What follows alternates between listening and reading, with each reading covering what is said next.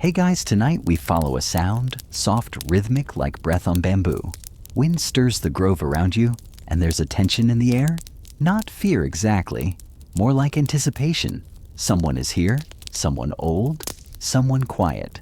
You hear the creak of a bowstring being drawn back. There's no shouting, no war drums, just a flicker of movement. Then a snap, the whisper of an arrow through leaves. You didn't see it coming, neither did the archer, because his eyes were closed. So before you get comfortable, take a moment to like the video and subscribe, but only if you genuinely enjoy what I do here. And I'd love to know what time is it, where you are, and where in the world are you listening from? Now find yourself a cozy seat or a soft bed. Let your mind begin to unwind, and let's ease into tonight's journey together. You're walking a wooded path just outside a training compound in feudal Japan. It's the late 12th century. The trees are tall, their trunks straight and ghostly silver under moonlight. Fireflies hover near a still pond to your left. You're not alone. Ahead, a figure in flowing indigo robes kneels before a simple wooden stand. On it, a Yumi bow rests, a tall asymmetric arc of lacquered bamboo. He hasn't noticed you. Or maybe he has. It's hard to tell. His breathing is even. He raises the bow slowly, not in aggression, but in ceremony like a priest lifting a relic. He draws it back, then eyes closed, releases. Somewhere far off, you hear a thunk, a soft, perfect hit. This is not war, not yet. This is Kyudo, the way of the bow. And tonight, it's also the way of the mystery. Back then, most people thought of samurai as swordsmen, katana-wielding ghosts in armor cutting through rows of enemies. But the sword was a samurai's last resort. The bow, Yumi, was the true mark of a warrior's soul, and this warrior doesn't even need to see. You crouch in the underbrush, curious, careful not to snap a twig. You're close enough now to hear the whisper of his robe brushing the grass. He reaches for another arrow. No quiver, just a bundle beside him carefully aligned. He plucks one out, knocks it by feel. Again, no glance at the target. Eyes closed, lips slightly parted. The arrow flies. Thunk, another perfect hit. You start to wonder, is he faking it? Were his eyes really shut? And even if they were, why? That's when you hear it. A voice low and dry like winter reeds. Sight is noise, it says.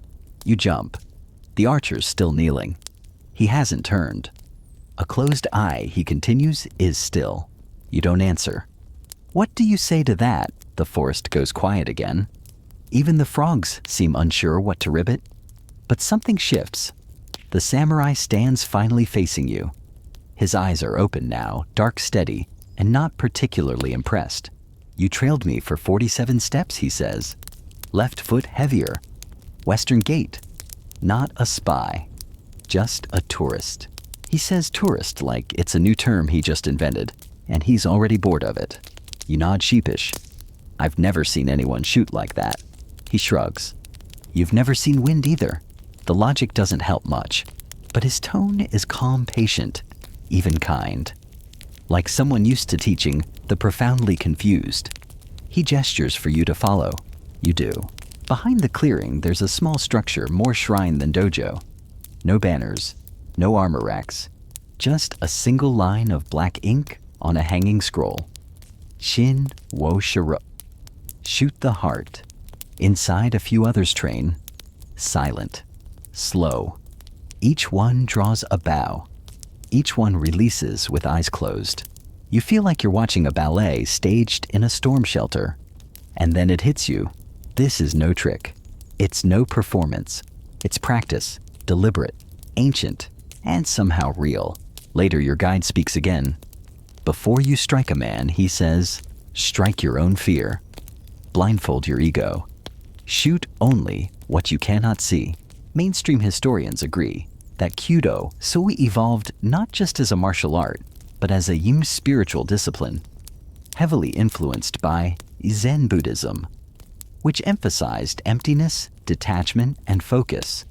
Practicing archery with eyes closed wasn't meant to produce sharpshooters. It was meant to produce stillness. Of course, not everyone was convinced. A rival clan once declared it the fastest way to become the slowest corpse. Fair enough. But these archers weren't interested in winning wars. Not here, not tonight. They were tuning their bodies to instinct, feeling the arc of the bow, the tension, the release. No aim, no adjustment. Just intention, action, and trust. Historians still argue your guide mutters mostly to himself now, whether we were training for battle or for death. The moon rises higher. Your eyes adjust. You can just make out the targets in the distance, simple wooden discs nailed to trees. They're all riddled with arrows, not scattered, centered, dead on. And yet, every shot tonight was blind. You lie back against a mossy log. The air is cool, the sky more stars than black. Somewhere behind you, another arrow flies. Thunk. You close your eyes, not to sleep, just to listen. You wake, or maybe you never slept. Either way, the sky above is paler now. Dawn is hinting at itself, teasing the horizon with a gray brushstroke. Somewhere nearby, an arrow looses again. Thunk. The samurai from last night has vanished, but the soft thud of arrows continues in steady rhythm, like a drum that's trying not to wake the neighbors. You push yourself upright, stretch stiff legs, and start walking toward the sound. The path leads you to a small walled courtyard behind the shrine. It's perfectly symmetrical raked gravel, forming concentric circles like ripples in still water. In the center, a narrow shooting lane, maybe 25 paces long, framed by wooden poles. A young woman stands barefoot at the near end, holding a yumi nearly as tall as she is. Her stance is perfect back straight arms, relaxed but coiled with quiet power. She draws the bow, closes her eyes, and fires. The arrow buries itself into the center of the distant mato, the straw target, without a wobble. You're about to clap? Don't. Another student glares at you like you just burped in church. Kyudo doesn't tolerate theatrics. A gruff older man in loose robes nods you over. His beard is wiry and gray like a broom dipped in ink. You watched last night, he says. Not a question. Just a sentence that lands with weight. Yes, you reply. He grunts, then gestures at the student. Eyes closed. You think that's a trick. You shake your head. He waits a beat. Wrong. It is. You blink. It's a trick, but not for others, for yourself. Kyudo is a performance you give to your soul, like singing into a cave and hoping it echoes. That actually makes some sense. You sit on the stone edge of the courtyard, and he settles beside you, joints cracking like gravel under boots. Let me guess, he says. You want to know why we shoot blind? You nod. Well, he says sometimes it's because light lies. That's not the answer you expected. He leans forward, brushing dust off his knee. In battle, a glare on your armor, a flicker on a blade, a shadow from a tree, those things distract. Your eyes betray your training. You flinch at movement. You doubt. You react. He taps your chest gently. But instinct lives here. If you want to hit the target, every target you must listen more than you look. Feel more than you flinch. You sit with that. Turns out Kyudo isn't just archery. It's ritualized movement, deeply rooted in Zen and Shinto beliefs, with a sprinkle of that classic Japanese minimalism. Every motion from walking into the dojo to raising the bow is codified. It's like a slow dance with invisible rules, and sometimes that dance is done in the dark. Some quieter schools of Kyudo, especially those in mountainous regions like Nara or Kumano, developed practices where students trained blindfolded. At first, this was meant to improve balance, muscle memory, and breath awareness. But over time, it became something else entirely, a way to silence the noise of modernity. Even if modernity meant ox carts and bad poetry, you watch another archer enter. His robe is worn patched at the sleeve. He bows to the target respectfully, almost like greeting a person. Then he draws, eyes closed. Thunk. You start to wonder how much of this is training, and how much is faith. There's a story the old master tells you next. He doesn't smile while telling it, which makes it even stranger. A novice once trained so hard in blind archery that he started hitting the bullseye without even raising the bow. His mind aimed, the master says, deadpan. His body just followed. You raise an eyebrow.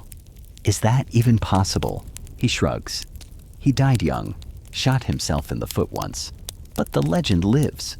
You want to laugh, but you're not sure if it's allowed. Kyudo has that effect on people. It walks the knife edge between sublime and absurd. Historians still argue the master adds later whether this style came from necessity or philosophy. Some say soldiers practiced blind shots to shoot from horseback at night. Others claim it's pure Zen, stripping away the self by removing the eyes. He leans back. Or maybe it's just hard to aim in a helmet. You grin. Progress. And yet, beneath the quiet jokes and esoteric movements, there's something real here. These archers, young and old, aren't just playing warrior. They're listening. Each one tunes their body like an instrument. The creak of the bow, the feel of the string against their glove, the way their breath fills the courtyard. It all flows like one continuous breath. Thunk. You close your own eyes? Just for a moment. You try to feel the path of the next arrow before it flies. There it goes. Thunk. You think you knew where it would land. Maybe. Later that day, you find yourself wandering deeper into the woods, your steps crunching lightly over fallen leaves and damp moss. You're not lost. Not quite, but the training compound feels miles behind you, now swallowed by trees that sway like they know your secrets. You're drawn by something. Not sound this time, but memory. The shape of that archer, the way her body moved without hesitation, the stillness before the release. You realize you haven't seen a single arrow miss. You arrive at a clearing ringed with stones. In the center is a simple, unpainted torii gate. It doesn't lead anywhere unless you count the breeze that stirs the grass beyond. Under the arch, a monk sits cross-legged with a yumi laid across his lap, unmoving as stone. You sit two opposite him and wait. Minutes pass. Then he speaks barely above a whisper. To see clearly, he says you must first stop looking. He lets the silence hang for a beat, just long enough to be awkward. You're trying to understand, he continues. That's dangerous. Why? Because understanding implies control. Kyudo teaches surrender. You nod like you get it. You don't. He smiles anyway. Most don't. In Zen practice. Surrender doesn't mean giving up. It means letting go. Of ego, of expectations, of outcomes, of needing to know. This applies doubly to mighty archery, where trying too hard often guarantees failure. The best shots come when the archer releases not just the string, but the tension in their mind. Imagine the monk says you draw the bow, and in that moment, you cease to exist. Cool, terrifying. Very on-brand for monks. You glance at his bow. Its old lacquer chipping near the grip silk string slightly frayed. Still, it looks like it could split a coin from 30 steps. Blind archery, he says, as if reading your thoughts was never about blindness. It was about reclaiming instinct. You were born knowing how to move. The eyes made you forget. He motions to your chest. You feel with this. But too often you interrupt with these. He taps his own eyes. Then he taps his temple. And this. Fair point. In ancient Japan, some samurai trained to shoot blindfolded, not just in private ritual, but in public demonstration. One 14th century scroll depicts a young warrior named Suda Tomakata, drawing 6 arrows eyes shut, while onlookers, including rival clan members, watched in silence. The scroll shows no targets, just a wide open field. Historians still debate whether such performances were religious ceremonies or intimidation theater, the monk notes. My vote. Both. He rises slowly, bow still resting in one hand, and steps into position just outside the torii gate. No target in sight. No crowd. He lifts the bow, pulls the string, closes his eyes, and holds, and holds, and holds. You count 8 heartbeats before the arrow finally releases. It lands not in a bullseye, but into the dirt with a muffled He doesn't look. Not every shot must land, he says gently. Some were only meant to be fired. You think about that. about how much of life is shaped by aiming rather than hitting. The monk kneels again. The wind shifts. You want to know why we closed our eyes? He asks, voice even softer now. Because sometimes it's the only way to see the truth. You stay a little longer watching as he resumes his silent meditation. Around you, the forest buzzes with life. Birds calling, leaves rustling, distant water trickling over stone, and beneath it all a stillness so deep it hums in your bones. Later that evening, you pass by a group of younger students sitting around a small fire. They're whispering about legends. One boy mentions a samurai who could shoot blindfolded in pitch darkness while standing on a boat in a storm. Total myth, another snorts. Not a myth, says a third. My uncle said he saw it. As with most things in this place, truth is less about fact and more about presence. Maybe that archer existed, maybe not. But the lesson it stands. When you stop chasing the target reveals itself. You lie back in the grass, the sky above, now a deep violet. One star blinks into view, then another, and another. You don't realize your eyes have closed until you hear the next arrow fly. Thunk, right on cue. The firelight flickers low, and for a while, the only sound is the soft crackling of pine twigs. You sit with the young students, the last of their whispers fading like smoke. One of them dozes with his head tilted against a log. Another quietly oils the shaft of an arrow, running a cloth down its length, like polishing a prayer. The air smells of cypress and ash. Across the courtyard, a drum beats. Just once. It's time for evening meditation practice, which, to your mild horror, involves standing completely still for 1 full hour. You file into the hall with the others, slippers off, feet bare. The floor is cool and smooth beneath you. Candles cast long shadows across the walls, rows of bows resting in carved wooden racks, arrows lined with such precision it makes you self-conscious about your posture. The master stands at the far end. He's not the bearded man from earlier or the monk from the clearing. This one is younger 40, maybe his presence quieter than the others, but no less firm. When he speaks, it's barely above a hush. Archery, he says, is not movement. It's stillness briefly interrupted. He pauses then. Tonight you will not fire. Confused glances ripple through the room. The younger students tense, like they're about to be scolded. But the master just continues. You will draw the bow, but you will not release. You will listen instead. To the silence, to your heartbeat, to the sound of your body remembering what the mind has forgotten. You're not even holding a bow yet, and you already feel ridiculous. But you step forward, accept the yumi from a kneeling attendant, and take your place on the line. Feet apart, knees soft, back tall. The bow is heavier than you expected. Not just in weight, but in presence. It hums faintly against your hand, as if aware of what's about to happen. You knock an arrow, draw slowly, and then you freeze. Not a muscle moves. Seconds stretch, then minutes. The room becomes a chorus of breath and creaking wood. A bead of sweat slides down your temple. Your arm burns. Your back starts to tremble. Still you hold. You begin to notice odd things. Your breath sinking with the boy beside you. The smell of wax from the floorboards. The ache in your shoulders slowly transforming into something quieter, calmer. Your eyes blur, not from tears, but from focus. Or maybe fatigue. But you don't release. No one does. This, you realize, is the whole point.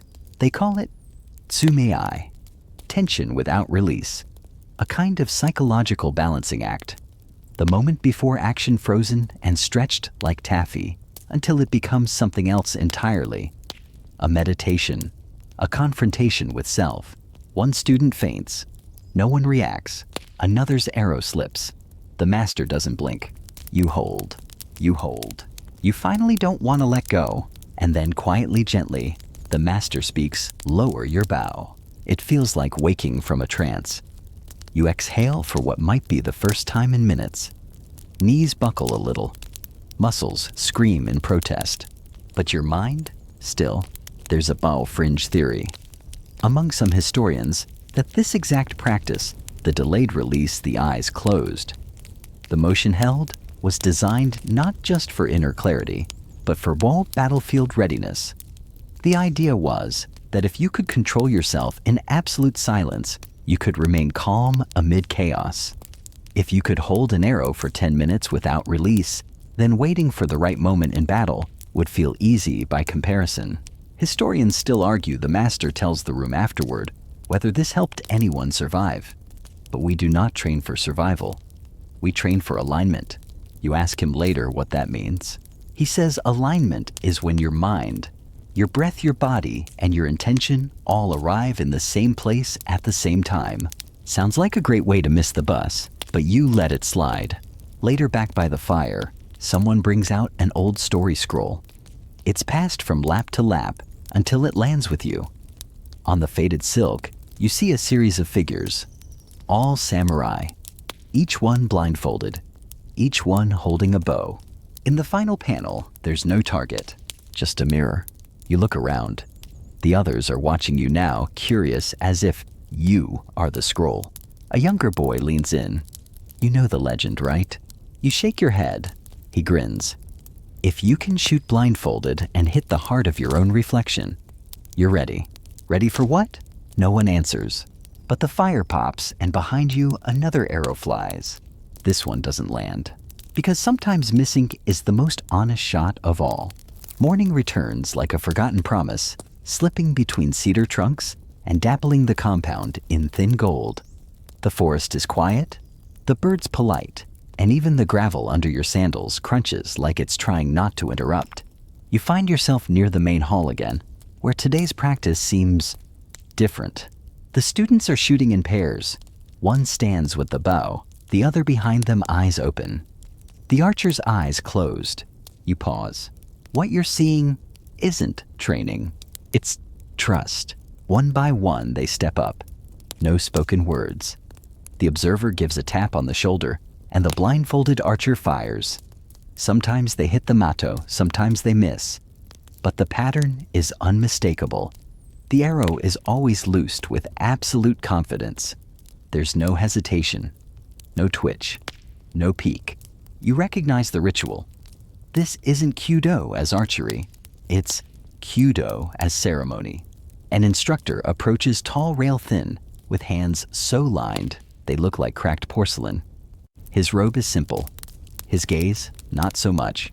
You wonder if they cheat, he says. You weren't thinking it right now, but okay. He chuckles softly. It's natural. The mind wants to believe in trickery before it accepts faith. You ask him why pairs. He gestures at the next group. So one may hold fear, and the other let it go. And just like that, you're watching something else. Not just archery, but an act of balance. One person holding the sight, the awareness, the world. The other, blindfolded, barefoot still, letting go of all of that. Releasing not just an arrow, but the burden of control. It's beautiful, it's eerie, and it's weirdly practical. Samurai, the instructor, continues, were trained to operate even in pitch black on the battlefield during night raids. You think they had time to light a lantern and find their glasses? Fair point. He adds, some say blindfold training was born of necessity. When you're ambushed in fog or smoke or forest, your eyes are worthless. Your intuition, that's gold. He kneels and begins to draw shapes in the dirt with a stick circles. Lines of figures standing behind another. You know what the word "my" means. You shake your head. It's the space between two fighters. Not just physical space. Psychological, emotional, the tension of distance. He draws a curved arc through the shapes. Kyudo teaches you to feel mai, even blind. A mainstream historical fact slides into place. Many schools of classical Japanese martial arts, including Kenjutsu and Kyudo, trained students to fight by sound and breath. Some schools even trained in total darkness. It wasn't common, but it existed. You're surprised to hear that. One obscure scroll, tucked in a Kyoto monastery, even records a yin technique for identifying enemies by the way their armor creaked when they moved. Maker. Historians still argue, the instructor adds with a smirk, whether that scroll was serious or satire. Honestly, could go either way. He stands, brushes off his hands, and nods toward the far end of the field. Want to try it? You hesitate, but curiosity is louder than fear. You step into place. The bow is handed to you. A blindfold follows. Everything goes dark. You're not used to this. The absence of sight makes the world louder. Your heartbeat thuds in your ears. Your fingers tingle. You sense the grass beneath your feet, more than you feel it. Then a touch on your shoulder. That's your cue. You breathe in, hold, draw the bow. The tension in the string becomes a voice. It sings of resistance, of stored potential, of purpose. You let go. The arrow flies. No thunk. Silence. Then laughter. Gentle. Not mocking. You lift the blindfold and see the arrow embedded sideways into a wooden post. 2 paces from the target. Could be worse. The instructor nods. You released too soon. You were trying to hit. He smiles. Next time, just try to let go. You return the bow. Behind you, another pair steps up. The blindfold slides into place. The watcher breathes. The archer draws. And in that impossible silence between draw and release, you understand what you've been circling around for days. This isn't about where the arrow lands. It's about who you become while letting it go. Later that afternoon, you climb a winding path that snakes up the mountain behind the compound. The stones are uneven, slick with moss, and the incline is not designed for comfort. But something, the whispers, the legends, or maybe just a nagging curiosity, pulls you upward. At the summit, past a line of wind-worn trees, you see it. A dojo. Small, austere, and ancient. Built of weathered cypress and dark pine, its beams bowed slightly from time and snow. No banners, no guards. Just a paper lantern swaying at the entrance, its soft glow barely holding off the gathering mist. This place is different. No one greets you. No one acknowledges you. But the door is open. So you step inside. The space is dim. Wooden floors polished smooth. A single target mat, aged and pocked with countless strikes, stands at the far end of the hall. But here's what freezes your breath. There are no windows, and the yacht's entire floor is lined with blindfolds. Some are black silk, others faded cotton, all carefully folded, all waiting. The silence is not just quiet, it's pressurized. Like something sacred lives in the air and dares you to disturb it.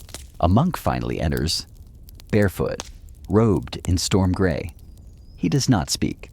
Instead, he picks up a blindfold, ties it around his eyes, and walks to the far wall where he retrieves a yumi and a single arrow.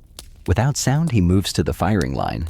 You expect a pause, some moment of dramatic breath control or internal alignment. There is none. He draws fires, snap, and walks away. The arrow, you don't hear it land. You don't need eye ear to. You feel it. You follow him outside, unable to stay silent any longer. Why here, you ask? He shrugs as if the question is meaningless. Because the mountain does not lie. That's not an answer. Not really. He seems to sense your confusion and finally expands. In the valley's eyes deceive. There's too much color, too much motion, too much wanting. He taps his blindfold. Here we remove the world. You ask if this dojo trains beginners. He actually laughs. No one here is a beginner, and no one here is advanced. We are all blind. This particular mountaintop temple, he explains, is based on the teachings of a 13th century archery monk named Seizan, a historical figure who remains half legend and half footnote in dusty temple records. According to sparse accounts, Seizan went blind in a storm, but continued training, not just for himself, but for others. He taught that the bow listens, that targets speak, and that a true warrior must learn to hear both. Historians still argue the monk notes whether Seizan existed. Some say he was a metaphor. Others say they found his arrows buried in temple walls. You imagine a blind archer shooting into stone. Feels poetic. Feels true. The monk invites you to stay for a ritual. Night falls like a whisper. Inside the dojo, 9 archers kneel, spaced evenly blindfolded. They say nothing. Move only when the breeze shifts. One by one they fire. No commands. No synchrony. And somehow, each arrow lands in a perfect ring around the matto-like spokes of a wheel. You exhale, not realizing you'd been holding your breath. One archer misses. His arrow sails high, clattering off the beam above. No one flinches. No one laughs. He simply nods, retrieves another, and begins again. This is no contest. No ceremony for outsiders. It's a conversation between body and bow. You sit near the wall, the air cold now, your back to a carved wooden pillar. And in the hush, you realize something important. They're not aiming at targets. They are offering arrows to the void, hoping maybe that the void answers. Later, the monk sits beside you and removes his blindfold. His eyes are clouded. Cataracts or time, and yet they shine. You asked why we shoot without seeing? He says. You nod. He points to the space between your chest and your belly. Because that can see better than these. He gestures to his face. You don't argue. He hands you a folded blindfold. It's warm from his touch. You'll take this, he says. Not because you're ready, but because you're asking the right questions. You cradle the cloth in your hands. It smells of pine and something else, something ancient, like time folded tight. The path down from the mountain is steep, and the blindfold now tucked into your sleeve feels heavier than it should. You walk slowly, not from exhaustion, but from a strange kind of reverence, like descending from a place that doesn't quite belong to the world below. At the foot of the trail, the mist parts just enough to reveal the outer gate of a small estate. The wood is dark, almost black, with faded crests carved into the lintel. You know the symbol? A hawk in flight? The crest of the Takedas, an old samurai clan known not just for warfare, but for secrets. You step inside. The courtyard is empty, except for a single figure. A man tall, cloaked in gray, stands beside a long wooden post. He does not notice you at first, or pretends not to. He's focused on something in his hand. A bow. It's different from the others you've seen. Shorter, thicker, more ornate.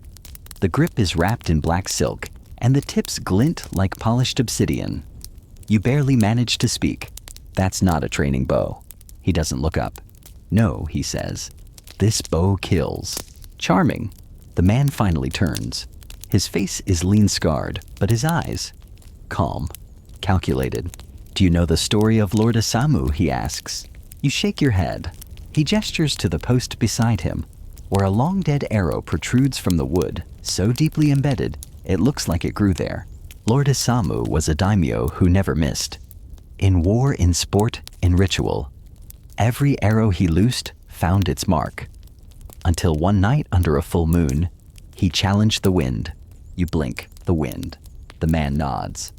He claimed he could strike the flame of a lantern from 100 paces. Blindfolded. Of course he did. He stepped to the line. Drew. Fired. You wait. And the arrow vanished. You laugh, unsure if you're allowed. Vanished. No one found it. No sound. No thunk. Just gone. You wait again, half expecting a punchline. There isn't one. His clan believed it was the gods punishing his arrogance. Others claimed a rival sabotaged his bow. But the strangest tale, he taps the post. This is where the arrow landed. 20 years later. Your eyes narrow. Historians still argue, he says with a dry smile, whether the arrow bent through time or whether the story was bent to fit the arrow. Either way, you're hooked. He invites you inside. The estate is filled with relics, old bows, broken arrows, scrolls with diagrams of impossible shots. On the wall, a tapestry depicts the moment of Isamu's infamous fire shot, blindfolded, silhouetted against the moonbow arcing toward a flame. But it's the final panel that haunts you. The same bow resting in an empty field. A single figure approaches, eyes closed, no target in sight. You ask the man, do you think he really believed he'd hit it? He pours tea, offers you a cup. I think he wasn't trying to. You sip. He wanted to see if the arrow would obey him. Without eyes. That changes the tone. Makes the whole story feel different. It wasn't about pride. It was about faith in mastery. Blind archery, after all, is not about blindness. It's about trust of self, of the bow of the invisible. You ask about the arrow stuck in the post. Is it really his? No one knows, he replies, but we don't remove it. Just in case.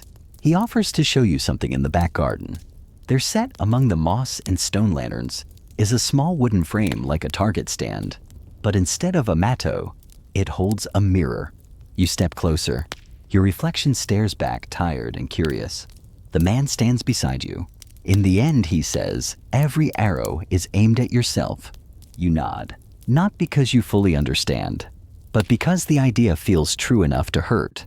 That night, as you walk back toward the compound under a canopy of whispering trees, you think about Lord Isamu, and the arrow that never landed, and the man who shot it anyway. Because sometimes the most important targets are the ones that don't exist. You wake before dawn again. There's something about this place. It rearranges your sleep, like it rearranges your sense of direction. Time feels slower here, but heavier too. Like gravity works differently around old ideas. You head out past the southern field, where the grass is wet with dew, and frogs launch themselves into silence as you pass. A crow watches from a crooked pine, tilting its head, as if it too is waiting for answers. Today's lesson is different. The students stand without bows. No targets, no arrows, just breath. A teacher, this one, a woman tall and silver-haired, circles them slowly. Her voice is soft, but unyielding. Before you loose an arrow, she says, you must first release the future. Bit cryptic for a Wednesday morning. She stops beside you. You're the traveler. You nod. Then you may join us. You hesitate. But we're not shooting. She smiles. Oh, we are, but not here. She points to her forehead, then her chest, then the space around her. Here, here, and here. You nod again, more confused than ever, and take your place beside a boy no older than 10. His eyes are closed, his breathing slower than yours. The woman calls this practice kukansha, literally shooting into emptiness. No arrow, no bow. Just a visualization so vivid, your muscles forget they're pretending. You lift invisible wood. You draw an invisible string. You aim at nothing. And you fire. Nothing moves. Yet something shifts. Afterward, you ask what the point of this was.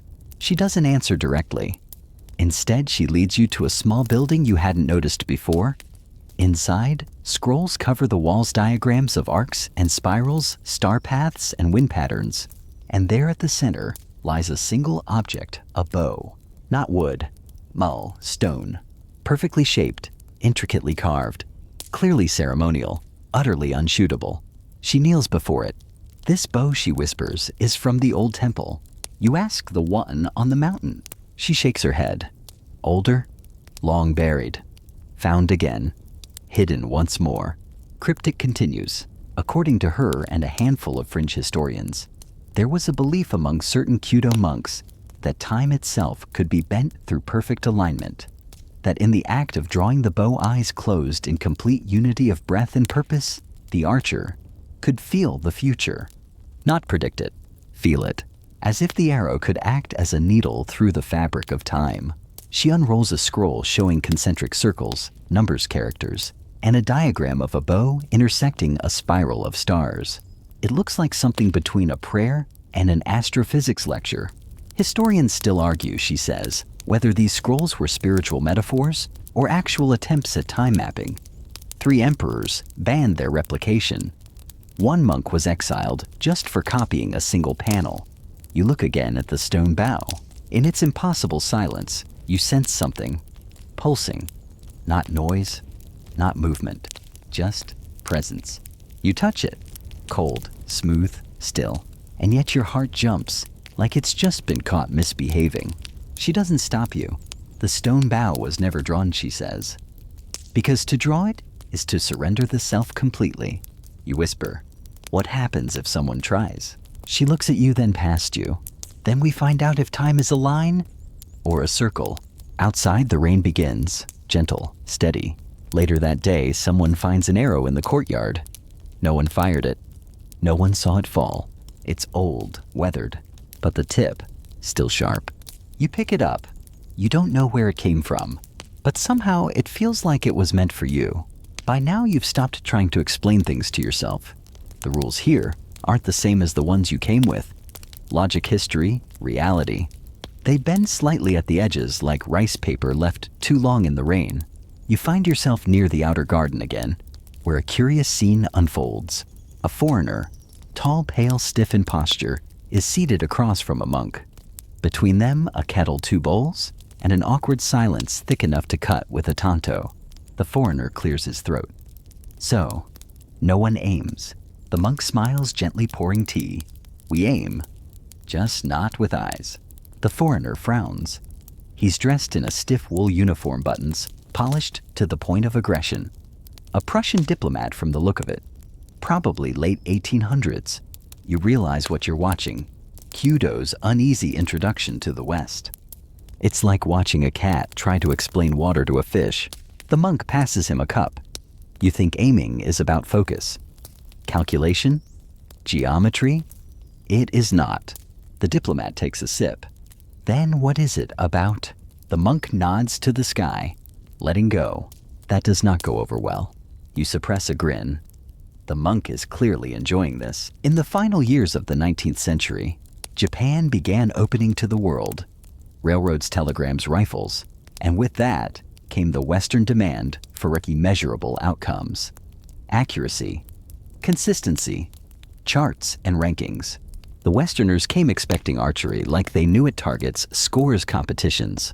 What they found instead were dojos where students shot without aiming, without competing, and occasionally without seeing ahamk.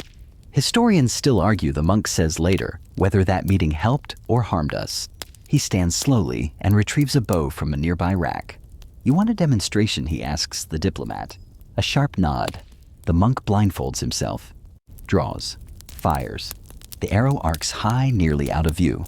A second later, thunk, dead center. The diplomat stares, eyes wide. You cheated, he says finally. The monk shrugs. I trusted. You follow him afterward, walking the gravel paths near the koi pond. He tells you that many old archers believed the arrow already knows where it must go. The archer's job is simply to not interfere. You ask, isn't that a bit mystical? He stops, turns to you. Isn't everything touché? He tells you a story then about a famous archer named Nakamoto who refused to compete in the emperor's tournament. When asked why, he said, if I shoot to win, I lose my practice. But when he did finally shoot privately, quietly, he hit a leaf drifting on a stream. Twice. You're not sure you believe it. You're even less sure that matters. That night you find the diplomat again sitting alone beneath a paper lantern. His tea has gone cold. He sees you, sighs. They don't measure anything, he mutters. You nod. And yet, they always hit. You sit beside him watching the pond. Maybe they aim, you say, just not at the thing we think they do. He smiles for the first time. Then what do they aim at? You shrug. Maybe peace. He chuckles. Good luck quantifying that. You both laugh quietly as the lantern flickers. Somewhere nearby, an arrow is loosed into the night. You don't hear where it lands. And for once, you don't need to. The days pass. Or maybe it's just one long day that forgets to end. Time here doesn't feel like a clock. It feels like breath slow, circling patient. You wake before the sun and sleep after the stars. The compound changes around you, yet remains exactly the same. You're no longer a visitor. You're part of the silence. Today, the bows rest on their racks.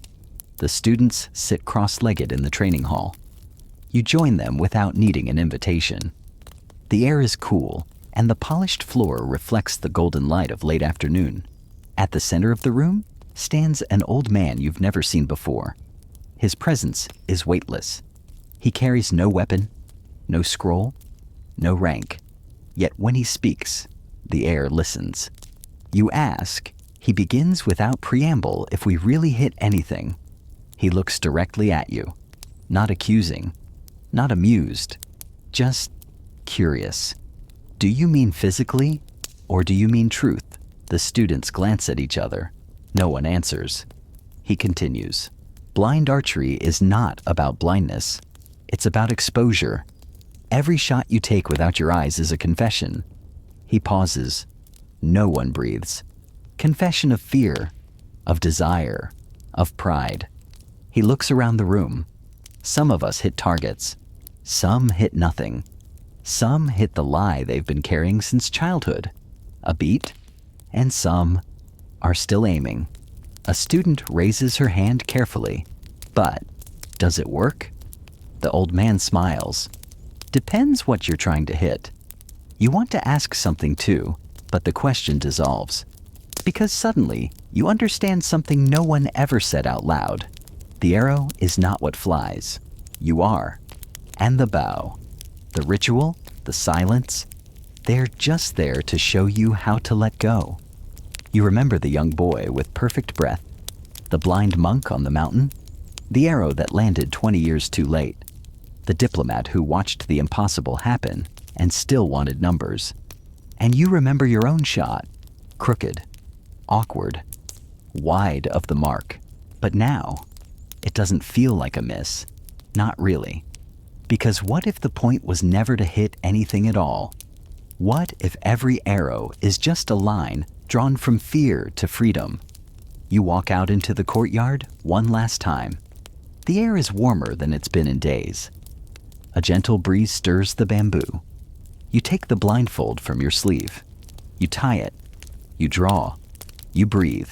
And somewhere not far from here, but not too close, either an arrow lands. Maybe it hits a tree. Maybe it glances off stone. Or maybe it disappears into a place not yet written on any map. You will never know. And that's the point. The sun dips low beyond the trees, the sky melting into a soft blend of gold and violet. The last birdsong fades, replaced by the rhythmic rustle of wind through old branches. The dojo behind you is quiet now. Its students resting the bows, return to their cradles, the arrows tucked away for another day. You breathe slowly, your shoulders a little lighter than when you arrived. There's no applause, no rank, no scoreboard, just the lingering echo of something that can't quite be named. Tonight, you don't need answers. You don't need a reason. Only the memory of a bowstring pulled tight, the silence that follows, the surrender. As darkness folds over the compound, a few lanterns begin to glow. One by one, like stars, like thoughts returning after meditation. Soft, gentle, present, but distant enough not to disturb the peace. You lie back in the grass. The sky is clear. The air smells of cedar and earth, and something older like memory passed down through bone. Tomorrow will come. Maybe with more questions. Maybe with none. But for now, you are exactly where you need to be. Still, unburdened and held by the weight of nothing at all. Thank you for joining us on this journey today. Maybe by now, you've already drifted off to sleep. And if so, we hope this story brought you peace of mind and helped you rest a little easier.